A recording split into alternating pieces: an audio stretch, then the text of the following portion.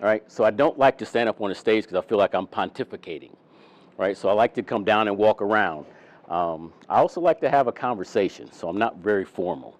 Talk with my hands a lot and that sort of thing. But just to sum up a little bit more about myself, I am Chief Master Sergeant Ed Taylor III. Very proud of that because this being our African Heritage Month, my cousins and some relatives, we have researched our history, and we can go back 7 generations. So I'm actually the seventh Ed Taylor that has been on this in this world, going back to runaway slave. Started out in the Army in 1990 as a weapons guy on the Cobra helicopter. I spent 9 years in there. When I learned how to read and write, they kicked me out.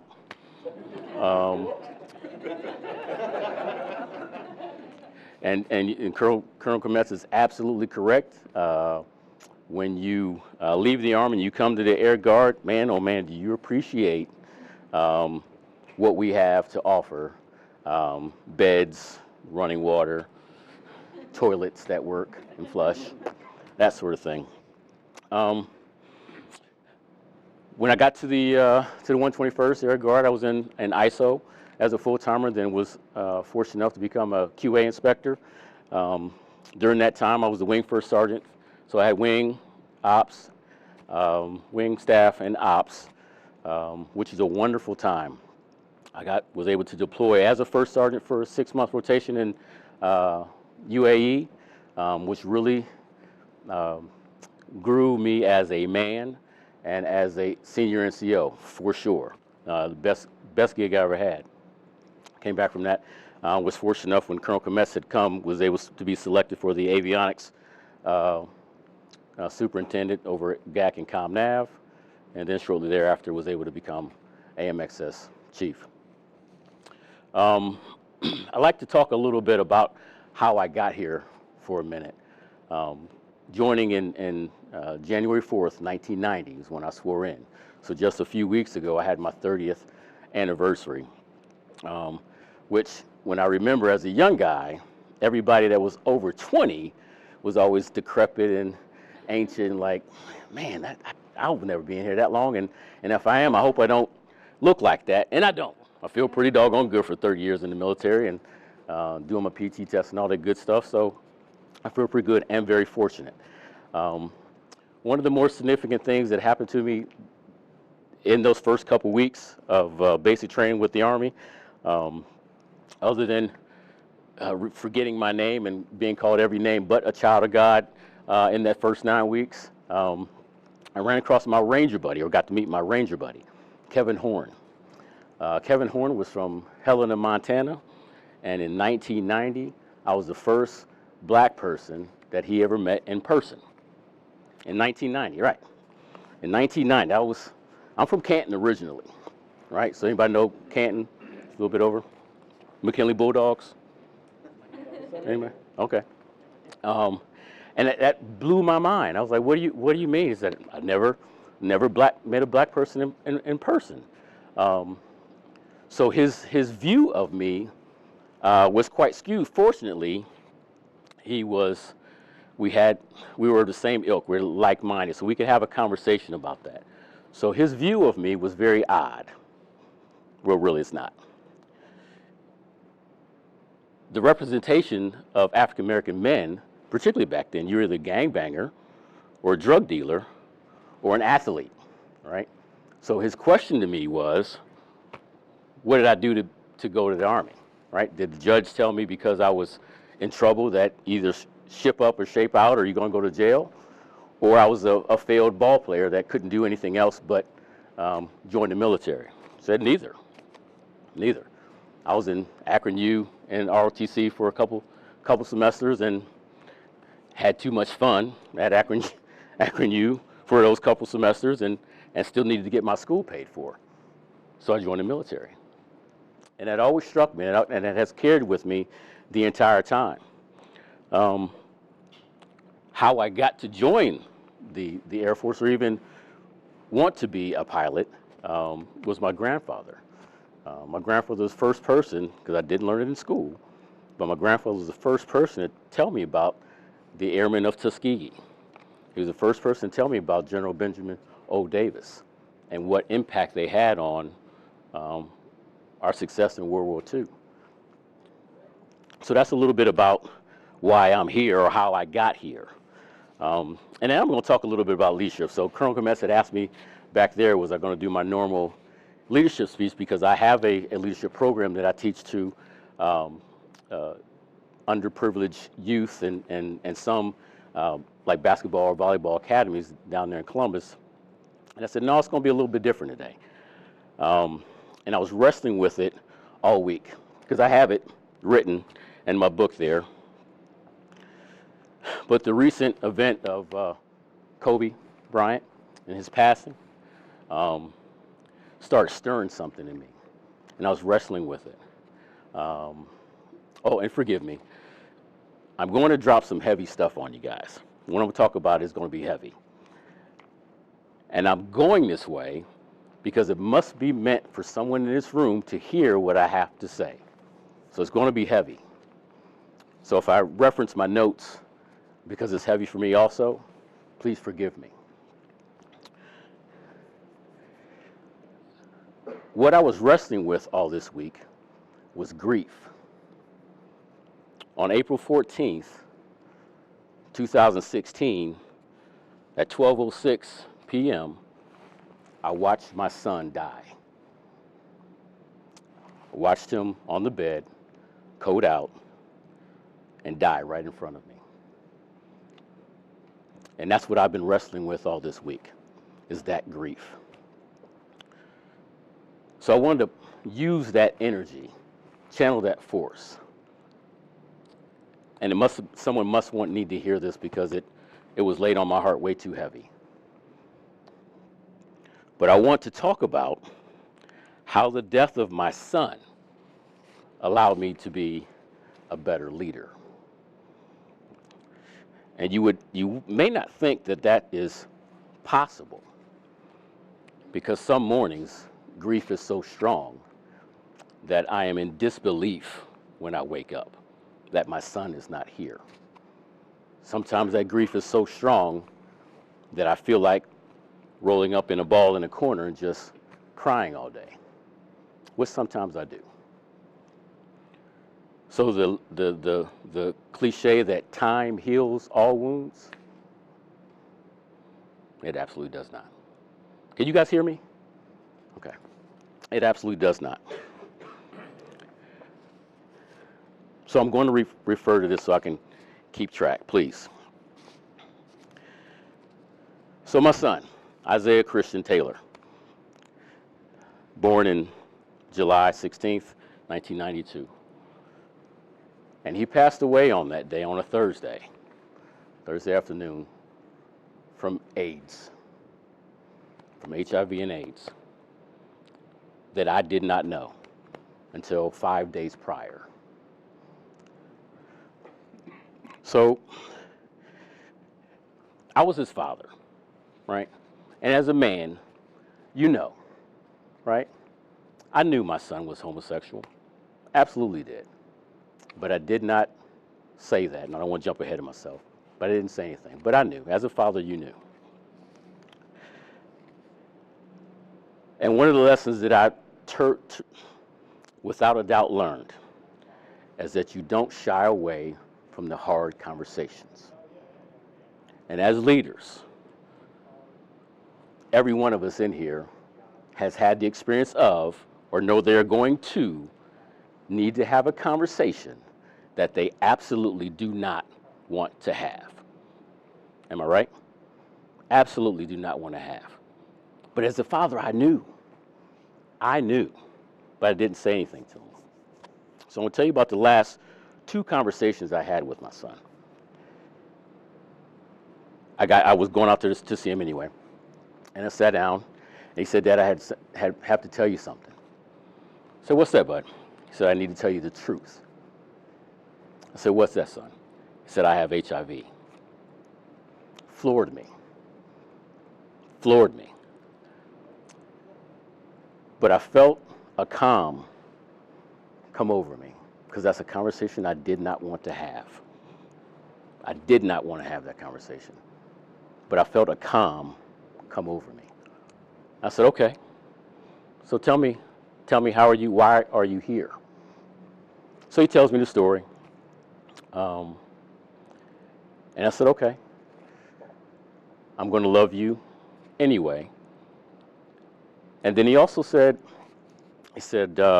Dad, I didn't really think you loved me. I said, huh? What are you talking about? He said, I never thought you loved me. Because, and let me preface this, his mother and I weren't together. Okay, so I was a weekend father and did the best that I could. How you doing, brother? Did the best that I could. Weekend father. I caught a brain cramp because I spoke to him, so hold on for a second. And I did the best I could. And that calm stayed with me because just like I said here, what are you talking about? I wanted to just rev up and like, I've done everything I could. I was there at every basketball game or baseball game or every concert, every play. He lived in Canton still for several years while I was in Columbus. I drove after work for the 2 hours up, watched what he had to do and came back and still got up the next morning and went to work. But that calm stayed with me because I needed to have that conversation. And we talked about a lot of things. And I was able to understand him for the first time in his life.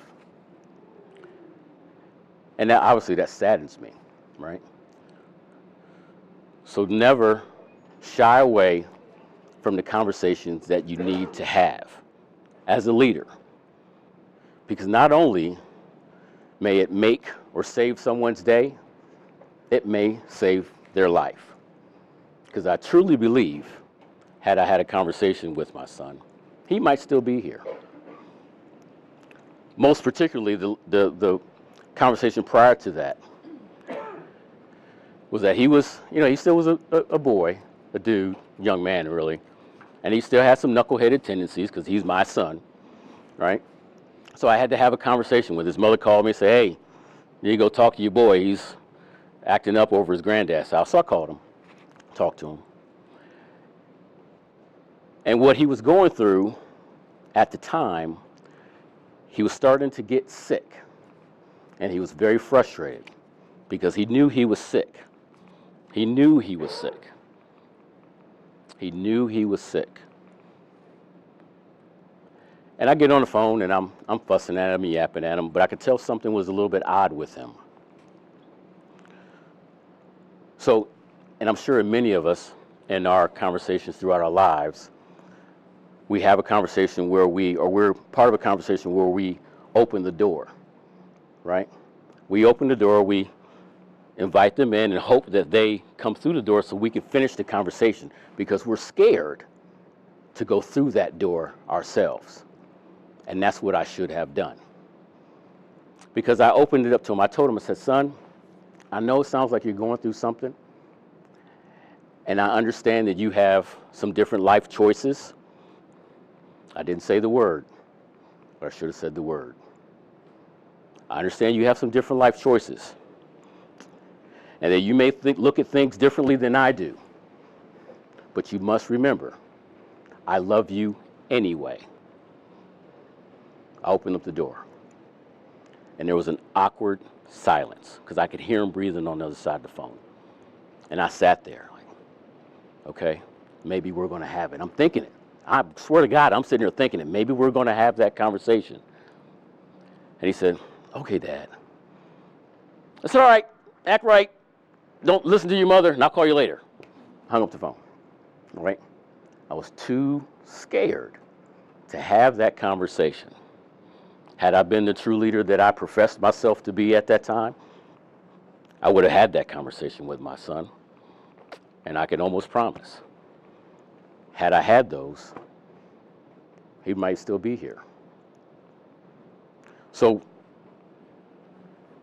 part of this lesson is that Stephen Covey talks about in one of his laws. It's been several years ago. Yeah, Sharpening the Saw and a few others, but the one that had always stuck with me was seek understanding so that you can, be understood. Seek understanding so that you can be understood. And my son knew how I was. He understood his own man. You know, I'm man's man, rough and tough, invincible, straight line. I never took the time to understand my son. I never took the time to listen enough. Although I knew, right? I knew. But I never took the time to seek understanding. I told you it's going to be heavy. I told you. But it's still about leadership. Because every one of us have difficult conversations in our lives. Every one of us get ready to embark on something and we shy away from it because we don't want to deal with it head on. As a leader, it doesn't matter what's on your sleeve or on your collar. Absolutely does not matter. Leadership comes in every form. It comes from here. So take the time when you're leading to be aware of the conversations that need to be had and have them. Does that make sense? Don't assume. This is another lesson that I learned. Don't assume. My son got a full ride academic scholarship to the University of West Virginia. He was so smart that I probably can't really remember. His mother and I would joke sometimes that we can't even remember the last time he got a B. He was a very smart young man, very charismatic. And I always assumed that he would do the right thing, that he would know what to do. Because it fathoms me, is fathoms me right?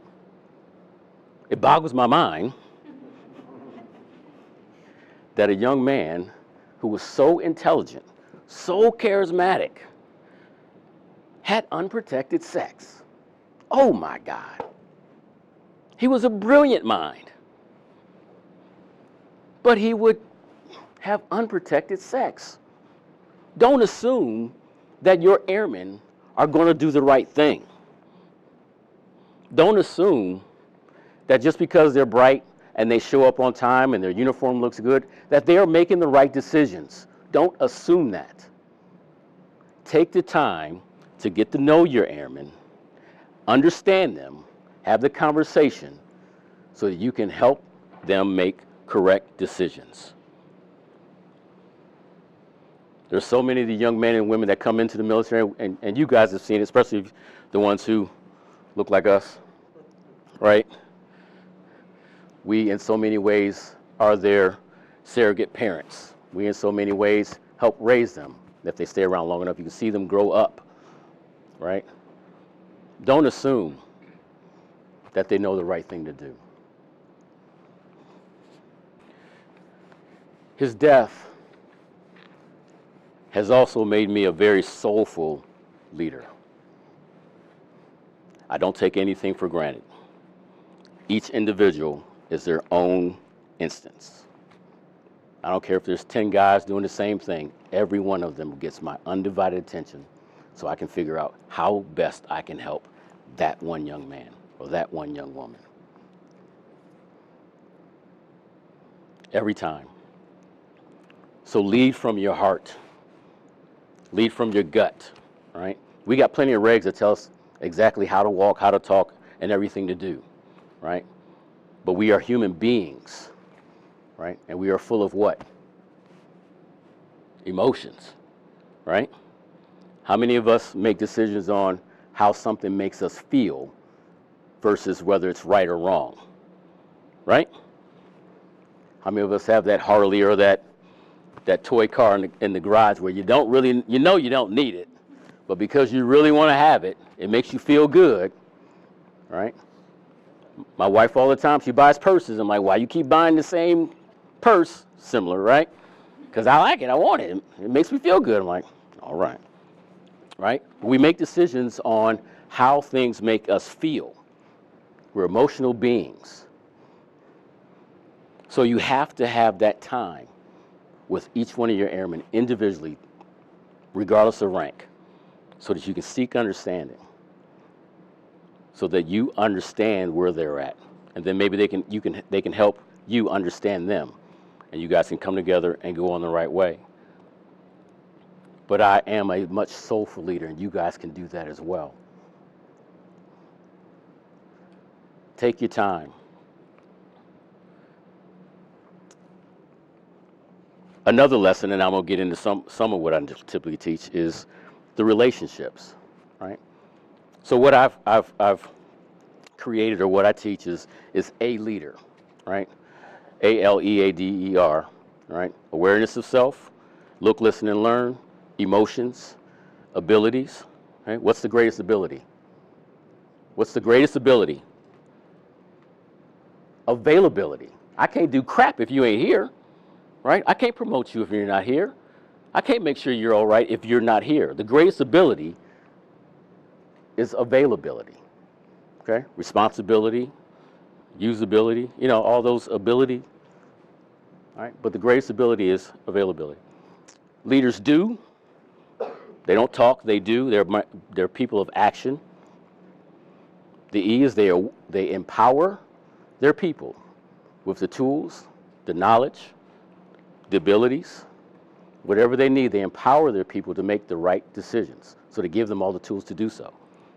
And one that's most important to me is relationships, right? And that's what the Guard is, right? That's what we are. We call ourselves a family all the time. We call ourselves a family because we are a family. We have established relationships. So the most important thing as a leader is not to brush by your airmen. It's not to say, hey, how you doing? Look good, sharp, and go on about your business. Although we get busy, there's a lot of things on our plate between deployments and regs and chasing lists and checklists, right? Your IMR, PE, PTs. We can get caught up in the moment, and we neglect that relationship. Similar to what I did to my son. I assumed I didn't have that conversation, so I neglected our relationship. I took it for granted. I took it for granted that we'll always be here, right? I absolutely did. But I will never do it again. And I have 80-some airmen in my charge that give me 80-some chances to make it up to my son.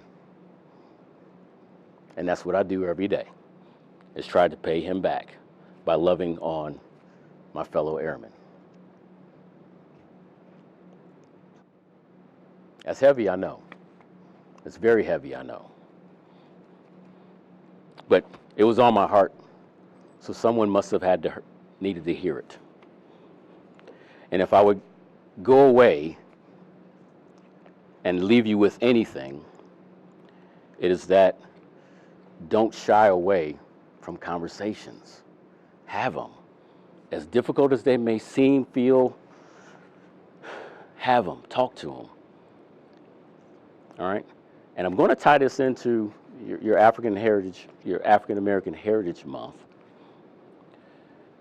because we hear so much divisiveness on the TV or on the news, right? If you're not right, you're left. If you're not left, you're right. There's no in between. There's all a bunch of hate and discontent.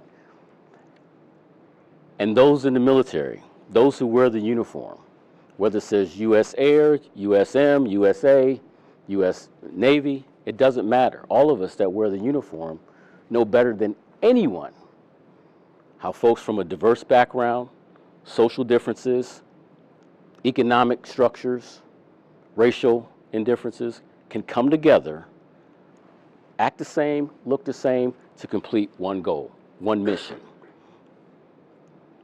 And that conversation is not being had.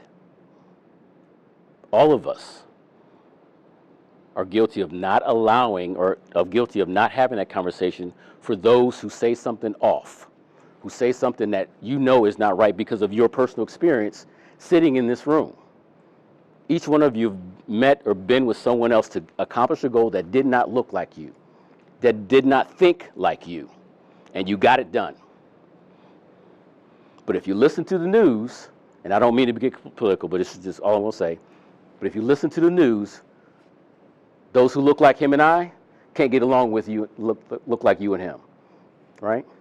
Dr. King said in one of his last speeches, he talked about the Vietnam War, and he was getting real frustrated with the American government because of the Vietnam War. And those of you who have studied, and I'm not a student of Dr. King by no means, but I've definitely done my research.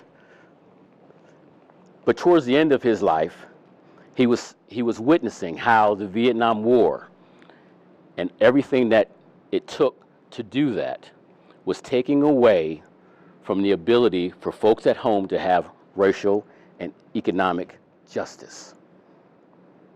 He knew that all those resources, that all the attention, they were showing people on TV.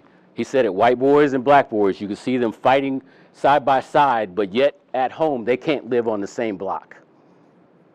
He spoke those words, and they rang true. And unfortunately, they seem to still ring true if you listen to the right media outlet. So what I'm challenging you guys today is to have that conversation at your dinner table, at Thanksgiving, at the 4th of July, when you're sitting around that table fellowshipping with a bunch of people that look like you, but may not have the experience that you have, lacing up your boots and standing shoulder to shoulder with people that don't look like you, that don't think like you, but get a common goal done. Have that conversation to let them know that that's not true. And lead from where you're at. I challenge you. I dare you. Dispel the myth. Every one of us in here has an experience. Dispel the myth. I dare you. Thank you.